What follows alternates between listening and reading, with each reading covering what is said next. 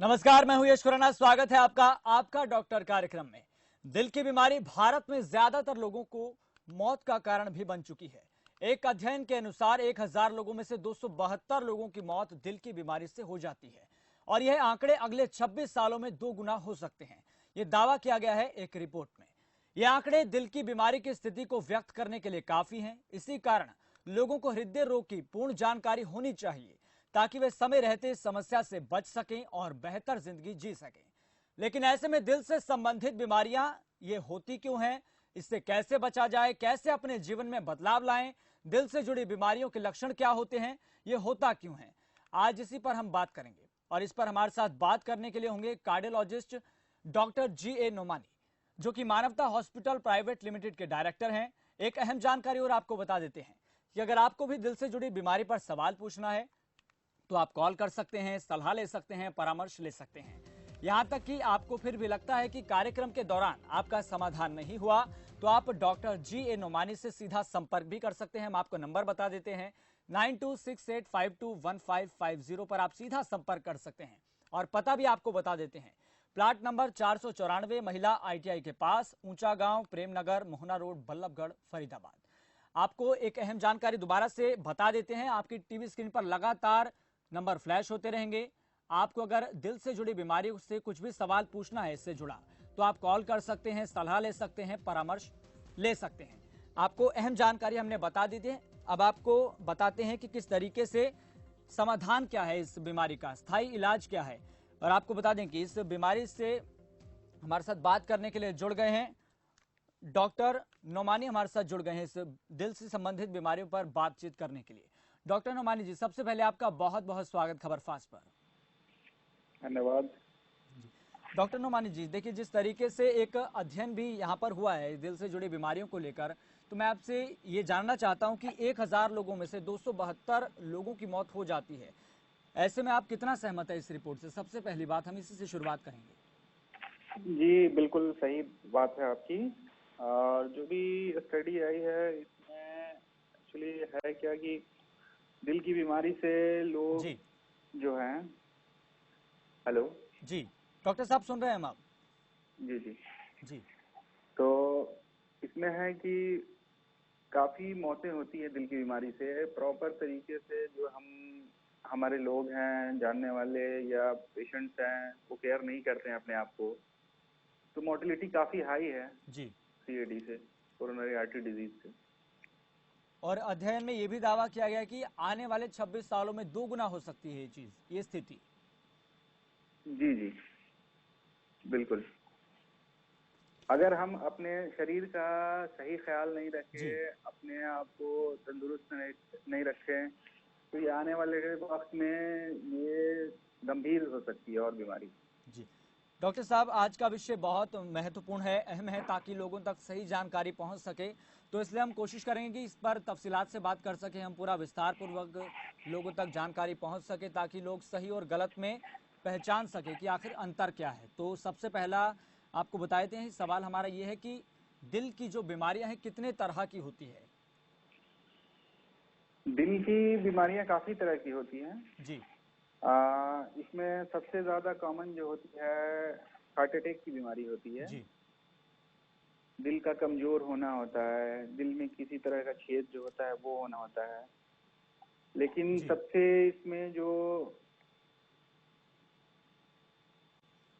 सबसे जो कॉमन है वो है हार्ट अटैक की बीमारी। जी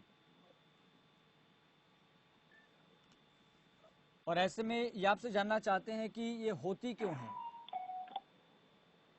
आज के दौर में इंसान जो है वर्कआउट नहीं कर रहा है, जी खाने पीने का नहीं है, बहुत सारी फास्ट फूड, ये जो बाहर की चीजें आदमी खा रहा है, ये सारी चीजें खा रहा है, और प्रॉपर तरीके से अपने लाइफस्टाइल मॉडिफिकेशन जो है उसका नहीं है, खा रहा है और अपना बैठा है, चिकनाई वाली चीजें ज्यादा ले रहा है। तो ये कहीं ना कहीं यहाँ पे जो है आज के डेट में ये सारी चीजें वो कर रही हैं, इस बीमारी को बढ़ा रही हैं।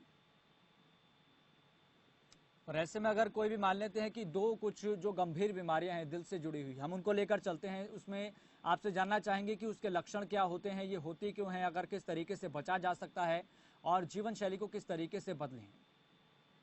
जी, सबसे पहले तो दिल की जो बीमारी होती है उसका पहला लक्षण जो होता है वो होता है छाती में दर्द, जी सांस फूलना, पसीने आना, घबराहट होना। जब इंसान थोड़ा सा चले जी तो उसकी सांस फूलने लगे, छाती में जी दर्द होने लगे। तो ये सारे बहुत कॉमन लक्षण होते हैं दिल की बीमारियों के। और हेलो। जी डॉक्टर साहब, हम आपको सुन पा रहे हैं, आप बोलिए। जी जी। जी तो इसके साथ साथ जो और सारी चीजें होती है वो भी हैं आपको, जैसे कि पसीना आना, बहुत ज्यादा छाती में तेज दर्द होना और साथ में पसीना आना, ये एक लक्षण है दिल की बीमारी का। जी घबराहट होना, बहुत ज्यादा धड़कन तेज होना, कम होना, ये भी सारी बीमारी का लक्षण है आपके दिल के। जी डॉक्टर साहब, आपको बता दें कि हमारे साथ दर्शक भी जुड़ गए हैं। एक दर्शक जुड़े हैं हमारे साथ गुरुग्राम से, आशीष। आशीष, सबसे पहले आपका बहुत बहुत स्वागत खबरफास्ट पर। जी बहुत बहुत शुक्रिया। जी आशीष, आपका सवाल क्या है इस बीमारी से जुड़ा हुआ? जी मेरा सवाल ये है कि ये जो हमारे कार्डियोलॉजिस्ट है, पहले मैं इनका नाम जानना चाहूँगा। जी डॉक्टर साहब का नाम जी ए नोमानी है। Okay, very good. ये कहाँ से हैं? आशीष जी नमस्कार, मैं डॉक्टर जी नमस्कार। नमस्कार जी। जी, मैं आशीष फरीदाबाद में हूँ। सर, क्या मैं जान सकता हूँ कि आप कहाँ से अभी बात कर रहे हैं? मैं फरीदाबाद से ही बात कर रहा हूँ। Okay, thank you. तो सर, आप कार्डियोलॉजिस्ट हैं? जी जी आशीष जी, बताएं। सर, मुझे ये जानना था कि ये बेसिकली जो बीपी होता है, क्या मतलब बीपी कितना होता है नॉर्मली? एक इंसान का नॉर्मल बीपी कितना होना चाहिए? देखो आशीष जी, जो बीपी है नॉर्मल, ये गाइडलाइन पे डिपेंड है। आजकल जो जेएनसी 8 गाइडलाइन आई है उसके हिसाब से एज 40 साल की उम्र में जो बीपी है वो 140/90 होना चाहिए। अगर आप 40 साल का उम्र है तो 140/90 बीपी नॉर्मल माना गया है जेएनसी गाइडलाइन 8 के हिसाब से। और वैसे नॉर्मल बीपी जो है, आपका बीपी नॉर्मल है। अगर किसी मरीज का बीपी बढ़ रहा है तो इन सारी कंडीशन में मरीज को कैसा पता चलेगा कि हाँ, मेरा बीपी अब जो है 190 140/90 अबव जा रहा है? उसको क्या क्या सिम्टम नजर आएंगे अपनी बॉडी में, क्या क्या चेंजेस नजर आएंगे? आशीष जी, इसमें जो होते हैं बीपी जो बढ़ता है उसमें बहुत सारे सिम्टम आपको नजर आएंगे, जैसे तेज दर्द होना, सर में दिखने में प्रॉब्लम होना, घबराहट होना, ये सारे सिम्टम मरीज को आएंगे। अच्छा सर। अच्छा सर, बीपी बढ़ने की वजह क्या होती है? इसका कॉज क्या होता है? देखो आशीष जी, बीपी बढ़ने के कारणों का 95% केसेस में तो पता नहीं है।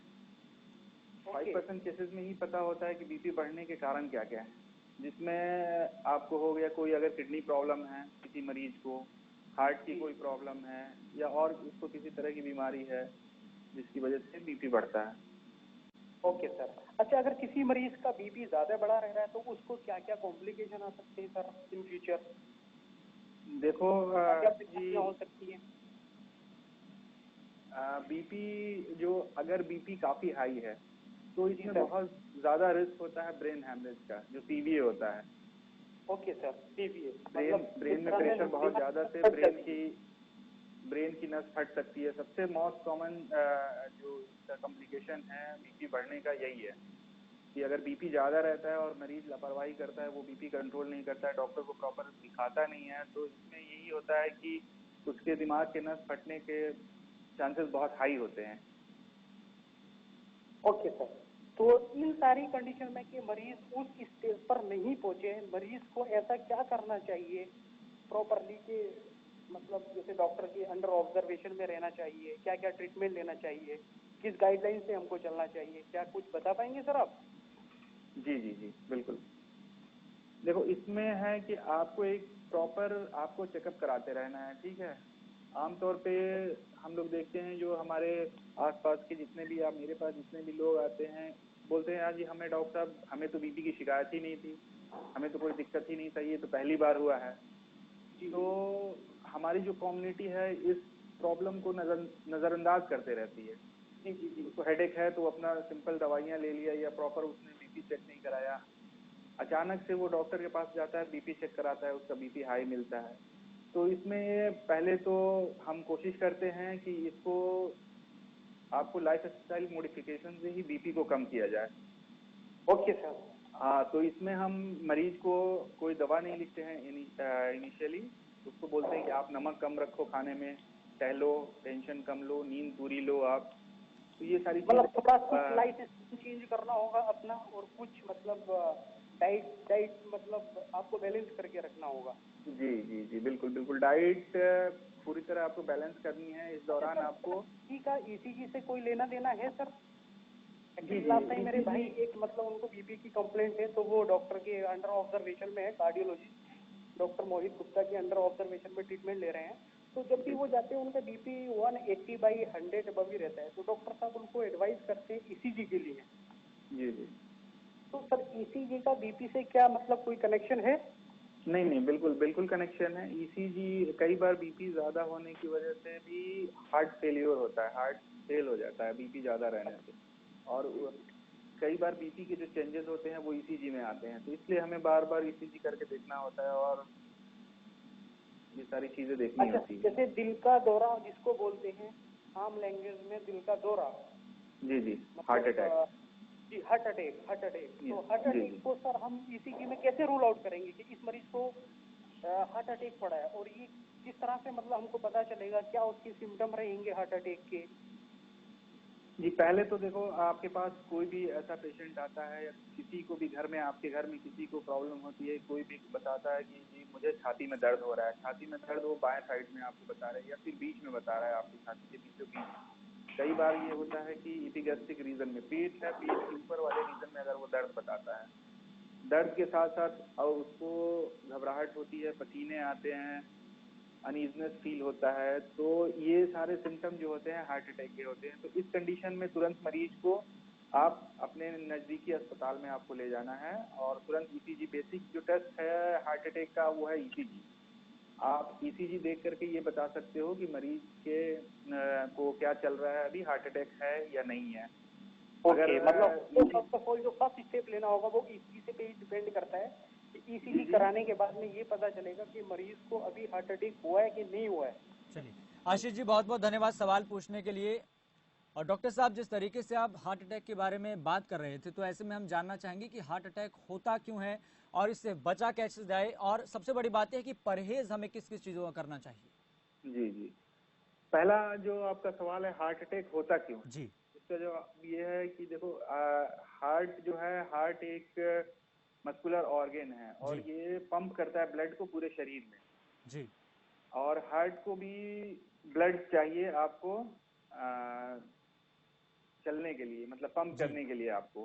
तो जो नसें होती हैं, आर्टरी, जी कोरोनरी आर्टरी बोलते हैं, उसमें अगर किसी तरह की रुकावट आती है, उसमें थ्रोम्बस या कोलेस्ट्रॉल जमा हो गया, कोलेस्ट्रॉल जमा होकर के वो फटा और दूसरी जगह जाके आर्टरी को ब्लॉक कर दिया, तो जब वो कोरोनरी आर्टरी ब्लॉक हो जाती है तब हार्ट अटैक होता है। जी। दूसरा क्वेश्चन आपका है कि इससे बचा कैसे जाए। जी, परहेज क्या क्या करें, बचे कैसे? जी जी जी, सबसे पहले तो परहेज में है चिकनाई। जी चिकनाई वाली सारी चीजें जो है वो हमें अवॉइड करनी है अपने हार्ट को स्वस्थ रखने के लिए। देसी घी, मलाई, बटर, ये सारी चीजों को अवॉइड करना है आप जितना कर डॉक्टर सकते हो। साहब, बाहर का थोड़ी सी खाना भी हो गया। मात्रा में अगर कोई लेता है तो तभी ये घातक हो सकता है क्या? नहीं नहीं नहीं, आप आपका है कि आप कितने अमाउंट में ले रहे हो और उसको कितने आप एक्सरसाइज करके या कितना मेहनत करके आप उसको डिसॉल्व कर रहे हो, इस पे डिपेंड करता है। जी। और बाहर किस के किस तरीकों आपको का परहेज हमें करना चाहिए? जी और किस किस तरीके की हमें चीजों का परहेज करना चाहिए?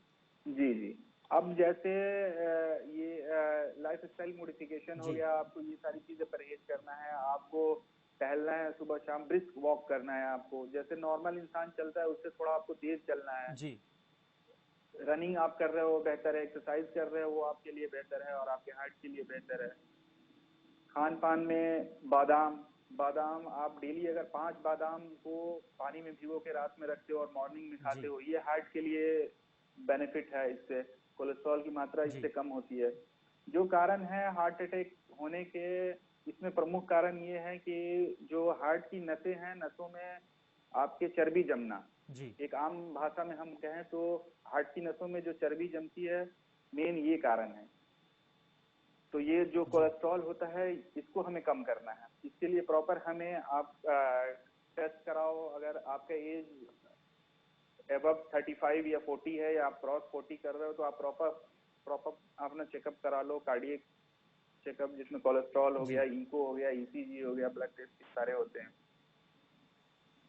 जी डॉक्टर साहब, एक जिस तरीके से देखा जाता है कि यहाँ पर कोलेस्ट्रॉल जो होता है बहुत ज्यादा बढ़ जाता है, तो ऐसे में उसके लिए क्या करना चाहिए? जी जी, कोलेस्ट्रॉल जैसे आप लिपिड प्रोफाइल कराते हो, खाली पेट जो जी ये टेस्ट होता है, इसको लिपिड प्रोफाइल बोलते हैं। इसको आप कराते हो, आपका कोलेस्ट्रॉल बहुत ज्यादा अगर बढ़ा हुआ आता है, उसके वैल्यूज होते हैं, वैल्यूज से बहुत ज्यादा हुआ तो डॉक्टर मेनली हम लोग उसमें दवाइयाँ प्रिस्क्राइब करते हैं। जी पेशेंट को बोलते हैं अगर कम है, वो हल्का फुल्का बढ़ा हुआ है या बॉर्डर लाइन पे है, तो उसमें हम मरीज को बोलते हैं कि आप देसी घी, मलाई, बटर का परहेज करो। लाइफस्टाइल मॉडिफिकेशन मेनली इसमें आपको रिक्वायर है। तो देसी घी, मलाई, बटर, बाहर की चीजें, फास्ट फूड वगैरह, ये आपको अवॉइड करना है। आपको टहलना है, ये सारी चीजें हैं। मतलब इन सब चीजों का परहेज करके हम अपनी लाइफस्टाइल को बदल सकते हैं और दिल को जी स्वस्थ रख सकते हैं। जी, और हमारे साथ दूसरा ये जी है कि आपका अगर बहुत ज्यादा कोलेस्ट्रॉल बढ़ा हुआ है, तो फिर इसमें मेडिकेशन ही चलते हैं, जी स्टेटिन वगैरह हम देते हैं मरीज को, और फिर 3 महीने बाद रिपीट कराते हैं जी कोलेस्ट्रॉल का लेवल देखते हैं। जी डॉक्टर साहब, हमारे साथ एक दर्शक जुड़ गए हैं सोनीपत से, रमेश। रमेश, आपका बहुत बहुत स्वागत है खबरफास्ट पर। सवाल क्या है आपका? यस खुराना जी, आपको मेरा नमस्कार और जी डॉक्टर साहब को भी मेरा नमस्कार। नमस्कार। जी नमस्कार नमस्कार।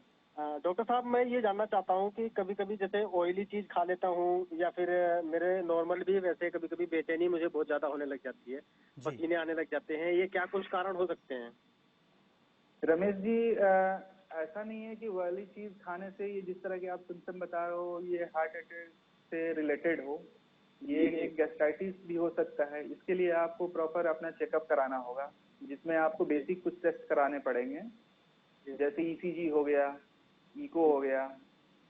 ठीक है, डॉक्टर साहब, मैं ये क्या सारी चेकअप चीजें। कराऊं पहले अभी अभी फिलहाल, क्योंकि मुझे ये समस्या ना लगातार काफी टाइम से आ रही है, तो मैं ये जानना चाह रहा हूँ कि अभी पहले क्या चेकअप कराऊं मैं, जिससे पता चले कि ये क्या वजह हो सकती है इसकी। आप पहले ईसीजी कराओ, देन इको और लिपिड प्रोफाइल, ये 3 टेस्ट आप अपना कराओ, और वाली चीज अवॉइड करो। जी जी, और आप ये चेकअप कराओ, फिर इससे आपको आगे की जानकारी मिलेगी। ओके डॉक्टर साहब, धन्यवाद। चलिए रमेश जी, बहुत बहुत धन्यवाद सवाल पूछने के लिए। हमारे साथ एक और दर्शक जुड़ गए हैं वैभव कैथल से। वैभव, आपका बहुत बहुत स्वागत खबरफास्ट पर। सवाल क्या है आपका? हेलो। वैभव जी, आवाज सुन पा रहे हैं आप? हाँ जी, सुन पा जी रहे हैं। वैभव जी, आपका बहुत बहुत स्वागत खबरफास्ट पर। आपका सवाल क्या है इस बीमारी से जुड़ा हुआ? हाँ जी, इस बीमारी से जुड़ा हुआ आपका सवाल क्या है? हेलो, जी नमस्कार वैभव, सर। आप अपने टीवी सेट की आप आवाज कम कर लीजिए सबसे पहले। एक सेकंड के लिए होल्ड पे रहना, मैं आवाज कम करता हूँ। जी आवाज कम कर लीजिए। करता हूँ। हेलो जी सर, आपका सवाल क्या है इस बीमारी से जुड़ा हुआ?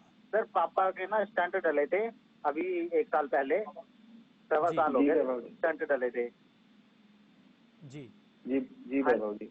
तो उसके बाद से ना जिस बाजू से पापा के स्टंट डले थे ना, उसमें अभी तक पेन है, काफी पेन रहता है उसमें। जी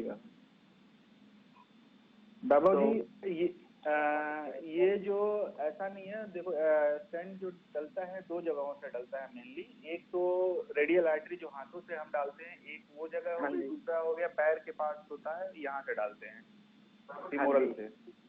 ठीक तो है। कई बार पेन होता है। आप एक बार हाँ, प्रॉपर इसका जहाँ पे भी डला है वहाँ ले जाकर चेक करा लो। ऐसा कुछ इस बीच में पीजीआई तो होता नहीं। चंडीगढ़ से डला था सर, पीजीआई चंडीगढ़ से, जी लेकिन वहाँ से दवाई चली हुई है, लेकिन इतना रिस्पॉन्स, इतना लॉकडाउन में जा नहीं पा रहे हैं।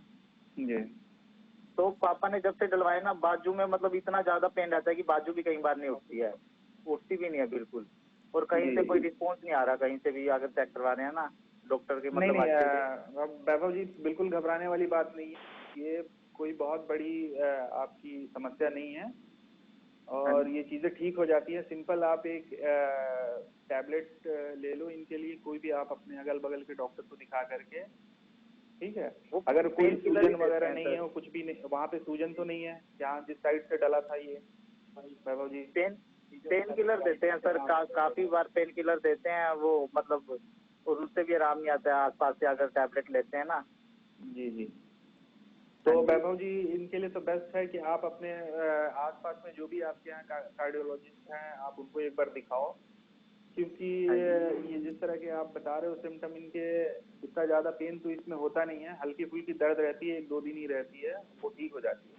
फिर भी अगर ये परसिस्ट कर रहा है 1 ईयर से आप बता रहे हो जैसे कि हुआ है वो 1 साल पहले, 1 साल से अगर ये दर्द चल रहा है तो फिर एक बार आपको दिखाना होगा। अच्छा sir, thank you sir, thank you doctor sir. Vaibhav ji बहुत बहुत धन्यवाद सवाल पूछने के लिए। डॉक्टर साहब इसी से जुड़ा हम सवाल पूछते हैं, बाईपास सर्जरी बहुत से लोग करवाते हैं, लेकिन ये आपसे पूछना चाहते हैं कि कितना सही होता है और कैसी परिस्थितियां बनती है कि जब ये हमें करवाना पड़ता है, और इसके लिए बाईपास बचाने के लिए हम किस किस तरीके के चीज़ों का प्रयोग कर सकते हैं, क्या लक्षण होते हैं इसके? बाईपास जी, बाईपास सर्जरी। जी जी। देखो एक्चुअली क्या है, सर्जरियाँ जो होती है हार्ट की 2 तरह की होती है। जी एक तो जो अभी हमारे पिछले कॉलर ने जो बताया एंजियोप्लास्टी, ये एक एंजियोप्लास्टी होती है, और दूसरा हमारा होता है बाईपास सर्जरी जी होता है। एंजियोप्लास्टी जो होता है एक सिंपल प्रोसीजर होता है, जो कि हम एक छोटा सा छेद करके कैनुला डाल करके उसके थ्रू हम उसको स्टेंटिंग करते हैं, उस ब्लॉकेज को खोलते हैं। जी तो ये इसमें इस प्रोसीजर में टाइम भी कम लगता है, पेशेंट की रिकवरी भी फास्ट होती है, और पेशेंट को इसमें कोई बेहोश करने की जरूरत नहीं होती, ये सारी चीजें होती है। जी बाईपास जो हो गया, जब कई बार स्टेंटिंग फेल हो जाता है, जब फेल होने का कहने का मतलब ये है कि स्टेंटिंग उस कंडीशन में नहीं होता है, जैसे जी बहुत सारे शुगर के मरीज हैं, शुगर के मरीजों का जो कोरोनरी आर्टरी होता है, जो नसें होती है काफी पतली होती हैं, जी तो उनमें कई बार संभव नहीं होता है कि हम स्टेंट डाल सकें, या फिर आपको हार्ट की जो मेन नस है उसमें ब्लॉकेज हो, जी या हार्ट की 2 से ज्यादा नसों में ब्लॉकेज हो, तीनों हार्ट की मेनली 3 नसें होती है, तीनों नसों में ब्लॉकेज हो, तो इस कंडीशन में फिर हम बाईपास के एडवाइस करते हैं। बाईपास सर्जरी जो होती है वो काफी बड़ी सर्जरी है, और इसमें जी रिकवरी में काफी टाइम लगता है मरीज को। जी जी जी। डॉक्टर साहब हमारे साथ एक दर्शक जुड़ गए हैं लखनऊ से, मुख्तार। मुख्तार जी सबसे पहले आपका बहुत बहुत स्वागत खबर फास्ट पर। आपका सवाल क्या है इस बीमारी से जुड़ा हुआ? मेरा जी आवाज जवाब सुन पा रहे हैं? सवाल जी कोलेस्ट्रॉल से रिलेटेड है। जी तो मुझे मुख्तार जी आवाज सुन पा रहे हैं? हेलो, मुख्तार जी आवाज सुन पा रहे हैं आप? हाँ जी, जी मुख्तार जी सवाल मेरी आवाज पूछिए। आ रही है सर आपको? जी सर आवाज आ रही है, आप बोलिए, सवाल पूछिए। जी मुख्तार जी बताएं। सर मैं ये कह रहा था, मेरा कोलेस्ट्रॉल जो है काफी हाई हो गया है। अभी मैंने डॉक्टर साहब से कहीं मेरी बात मुलाकात हुई थी, तो उन्होंने कहा था कि अपना कोलेस्ट्रॉल चेक कराइए। जी तो मेरी उसमें रिपोर्टें जो है काफी उन्होंने खराब बताई। तो इस विषय में मैं बात करना चाहता था कि जी अगर कोई इसके स्पेशलिस्ट हैं तो मुझे बताया जाए उस चीज के बारे में। जी जी जी मुख्तार जी बिल्कुल। मुख्तार जी आपको सबसे पहले आप अपना जो रिसेंटली आपने कब कोलेस्ट्रॉल चेक कराया है? सर मुझे लास्ट अभी 5 या 6 डेज हुए हैं अभी। जी बिल्कुल बिल्कुल। देखो मुख्तार जी, इसमें आपको तो सबसे पहले आप अपने आसपास लखनऊ में जो भी आपके आसपास में जो कार्डियोलॉजिस्ट हैं, जहाँ पे किसी भी हॉस्पिटल में, आप उनको अपना रिपोर्ट दिखाओ, उसके हिसाब से वो आपको दवाइयाँ शुरू कर देंगे। और मैं आपको कुछ परहेज बताता हूँ, वो आप करो, जैसे कि देसी घी, मलाई, बटर, चिकनाई वाली चीजें आप बिल्कुल बंद कर दो। टहलना शुरू करो, मॉर्निंग इवनिंग आप जॉगिंग करो, ब्रिस्क वॉक करो, तो इससे आपके कोलेस्ट्रॉल कंट्रोल हो जाएंगे। थोड़ा अब लाइन ही ऐसी है कि काम के सिलसिले में समय ही नहीं मिलता है। अब फैक्ट्री में जाना होता है तो दिन भर बैठे ही रहते हैं, तो फिर कहाँ समय मिल पाता है? डॉक्टर साहब बताइए। कोई नहीं मुख्तार जी, तो फिर आप एक काम करो, आप अपनी रिपोर्ट किसी भी अपने आसपास की किसी भी कार्डियोलॉजिस्ट को, डॉक्टर को दिखाओ, कार्डियक डॉक्टर को, और वो आपको मेडिकेशन एडवाइस कर देगा। वो मेडिकेशन आपको डेली रात में लेनी है, कोलेस्ट्रॉल कम करने वाली। तो इससे आपको विदिन 3 मंथ आपका कोलेस्ट्रॉल कंट्रोल में आ जाएगा। तो डॉक्टर साहब खाने का परहेज मतलब कैसे, मतलब किस तरीके से करना पड़ेगा इस चीज का? तो मुख्तार जी, आपको खाने में जैसे मैंने आपको बताया, देसी घी, मलाई, बटर, चिकनाई वाली सारी चीजें आपको बंद करनी पड़ेगी। तो डॉक्टर बाहर का मैं चीज फल वगैरह भी ले सकता हूँ या उसमें भी कुछ गिने चुने ही हो जाएंगे फिर? नहीं, फल आप सारे ले सकते हो, फल में ऐसा कोई इशू नहीं है, आप फल सारे खा सकते हो। आप 5 बादाम रात में भिगो दो और सुबह सुबह उसको खाओ, ये आपके कोलेस्ट्रॉल को कम करने में काफी सहायता देगी। चलिए मुख्तार जी, बहुत बहुत धन्यवाद सवाल पूछने के लिए। एक और दर्शक हमारे साथ जुड़ गए हैं, फतेहाबाद से नरेंद्र जी, आपका बहुत बहुत स्वागत खबर फास्ट पर। सवाल क्या है आपका? सवाल ये है, मैंने 4 साल पहले स्टंटिंग कराई थी जी। 4 साल पहले। कोलेस्ट्रॉल जो है ना 80 रहता है, तो उससे कोई नुकसान तो नहीं है? हेलो जी जी नरेंद्र जी, एक बार सवाल आप दोबारा से दोहरा दीजिए। 4 साल पहले स्टंटिंग कराई थी जी स्टंट डलवाया था 4 साल पहले जी बिल्कुल फोर्टिस मोहाली से। जी तो बिल्कुल। उसके बाद से मेरा कोलेस्ट्रॉल जो है 80 के अराउंड रहता है, 80 के आसपास रहता है, उसका कोई नुकसान तो नहीं है? अच्छा, आप अभी कौन कौन सी दवाइयाँ ले रहे हैं आप? बेसिकली दवाइयाँ तो मैं ये जो होती है सारी ले रहा हूँ, एस्प्रिन, एटोरवास्टिन, क्लोपिडोग्रिल सारी ले रहा हूँ। जी, तो ये जो एटोरवास्टिन है, ये स्टेटिन है, बेसिकली ये जो दवा है ये जो स्टेटिन आप ले रहे हो, एटोरवास्टिन। एटोरवास्टिन, हाँ, तो ये जी एटोरवास्टिन जो टैबलेट है, ये कोलेस्ट्रॉल को कम करने के लिए ही होती है, ठीक है? हाँ ठीक है। तो आपको ये लेनी है प्रॉपर दवाई, एक दिन भी बंद नहीं करनी है, खास करके इकोस्प्रिन को आपको ध्यान रखना 80 जो रहता है उसकी कोई वो नहीं है? नहीं, उससे आपको घबराने की बात नहीं है। थोड़ा सा आप टहलो, सुबह शाम जॉगिंग करो, वॉक करो, तो ये धीरे धीरे वॉक तो करता हूँ मैं रोज, वॉक तो 4-5 किलोमीटर कर लेता हूँ। मतलब कम कोलेस्ट्रॉल का कोई नुकसान तो नहीं है, मैं ये पूछ रहा हूँ? नहीं, बिल्कुल ऐसा कोई ये नहीं है, टेंशन वाली कोई बात नहीं है। ठीक है उसका। चलिए नरेंद्र जी, बहुत बहुत धन्यवाद सवाल पूछने के लिए। डॉक्टर साहब, आपका भी जुड़ने के लिए बहुत बहुत धन्यवाद। लेकिन जाने से पहले एक दर्शकों को सभी एक अहम जानकारी बता देते हैं कि अगर आपको इस बीमारी से जुड़ा हुआ कोई भी सवाल पूछना है तो डॉक्टर साहब से आप सीधा संपर्क कर सकते हैं। डॉक्टर नुमानी जी से, कार्डियोलॉजिस्ट हैं। नंबर आपको बता देते हैं डॉक्टर साहब का 9268521550 पर डॉक्टर साहब से सीधा संपर्क कर सकते हैं। और इनका पता भी आपको बता देते हैं। पता है प्लाट नंबर 494, महिला ITI के पास, ऊंचा गांव, प्रेमनगर, मोहना रोड, बल्लभगढ़, फरीदाबाद। डॉक्टर साहब, आपका बहुत बहुत धन्यवाद जुड़ने के लिए, तमाम सवालों के जवाब देने के लिए। चलिए फिलहाल इतना ही, मुझे दीजिए इजाजत, देखते रहिए खबर फास्ट।